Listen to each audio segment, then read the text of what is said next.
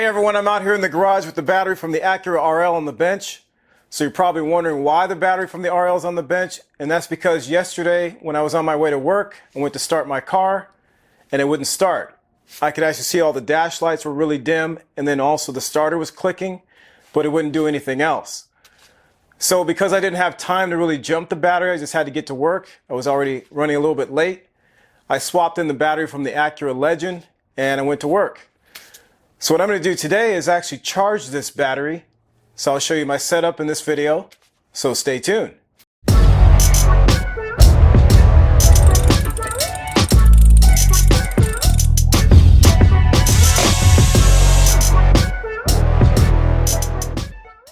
Alright, so here's the battery from the car.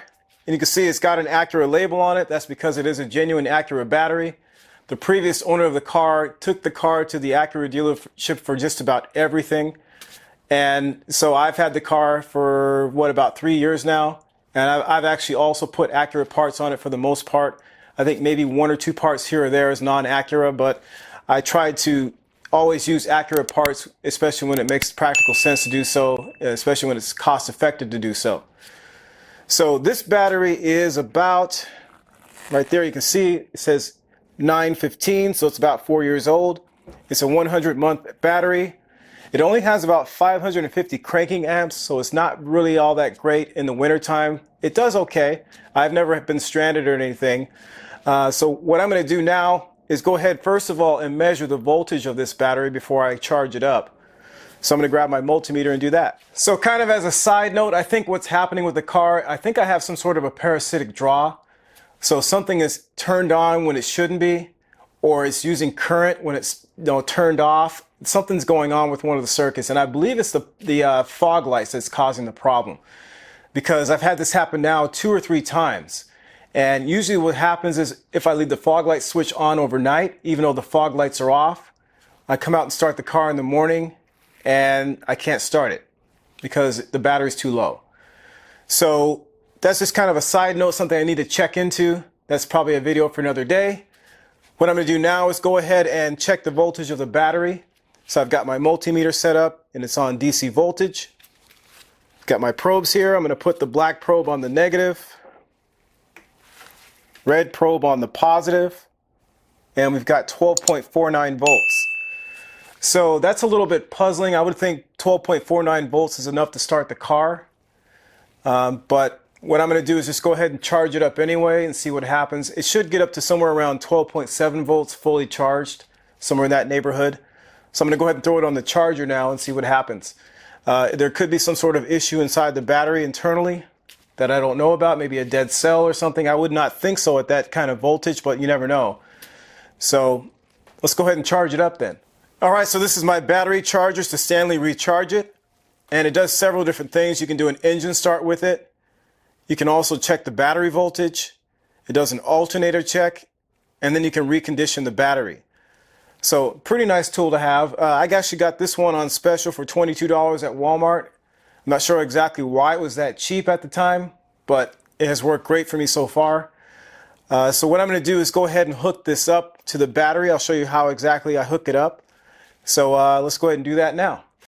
One thing I wanted to mention before I charge the battery is that this should be done in a location that has adequate ventilation.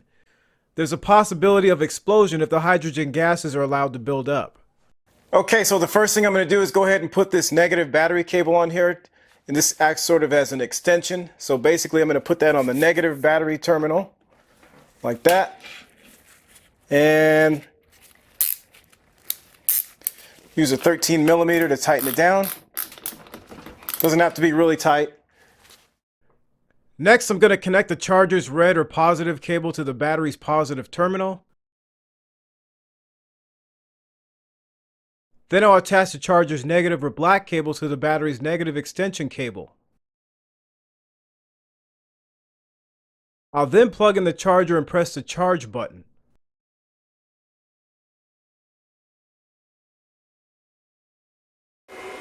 Alright, so as you can hear, that's charging up. I'm going to let that sit for a few hours and I'll come back and check it later. Alright, so the charger's gone into a floating charge mode and it's at 100%, so the battery's fully charged. I'm going to check the voltage by pressing the battery voltage button. It's at 13.6 volts.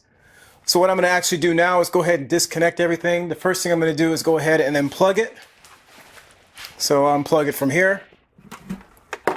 Then I want to remove the negative here. Take that off. And then remove the positive.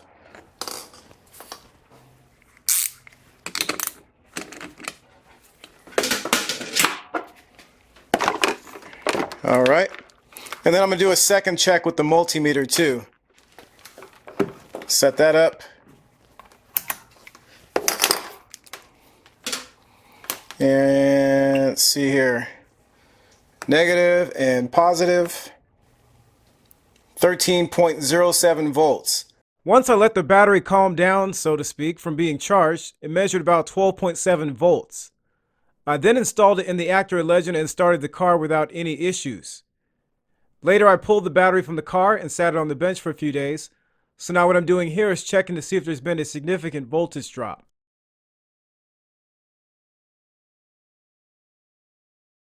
Alright, so the voltage looks good at 12.66 volts.